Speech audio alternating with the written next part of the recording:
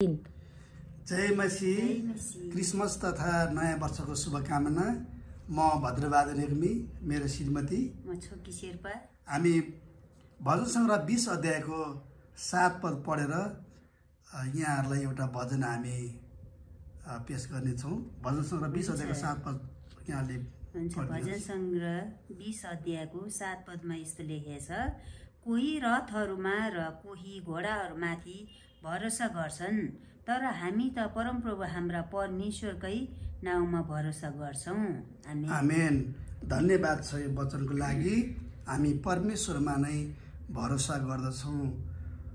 त्यसकारणले परमेश्वरमा भरोसा गर्ने मानिसले परमेश्वरकै प्रशंसा गर्दछ। आजभन्दा धेरै वर्ष अगाडि 20 वर्ष अगाडि म एम्बुसमा परेको थिएँ। म फौजीमा सशस्त्र प्रहरी बलमा कार्यरत हुँदा दाङ जिल्लाको भालुबाङ ब्यारेकबाट ड्युटीमा जाँदा यो धानखोला भन्ने स्थानमा हामी दोहोरो भिडन्त भयो र त्यसपछि हामीले बङ्करमा सङ्गति सुरु गऱ्यौँ।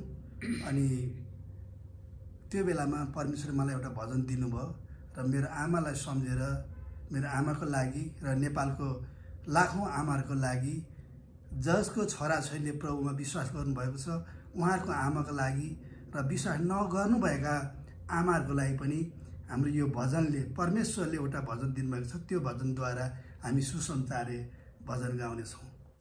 हुन्छ। धुरु धुरु धुरु धुरु नरुनु आमा म पट्याउँदैछु, धुरु धुरु नरुनु आमा म पट्याउँदैछु। पवित्र बाइबल येशूको वचन कोसेली ल्याउँदैछु, पवित्र बाइबल येशूको वचन कोसेली ल्याउँदैछु।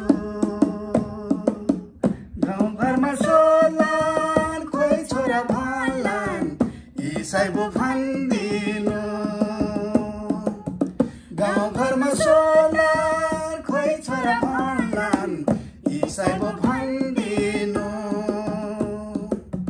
येशूको पछि लाग्दैछु म त राम्रै नै ठान्दिनु, हालेलुया राम्रै नै ठान्दिनु। हे मेरी आमा राम्रै नै ठान्दिनु, राम्रै नै ठान्दिनु। हे मेरी आमा राम्रै नै ठान्दिनु। धुरु धुरु नरुनु आमा म फर्किआउँदैछु, धुरु धुरु नरुनु आमा म फर्किआउँदैछु। दस्तारे सितार बजाउँदै गाउँदै सुसमाचार सुनाउँदैछु, दस्तारे सितार बजाउँदै गाउँदै सुसमाचार सुनाउँदैछु। बोक्दैछु जुवा काँडाको मुकुट पगडी लाउँदैछु, हालेलुया पगडी लाउँदैछु। हे मेरी आमा पगडी लाउँदैछु, पगडी लाउँदैछु। हे मेरी आमा पगडी लाउँदैछु।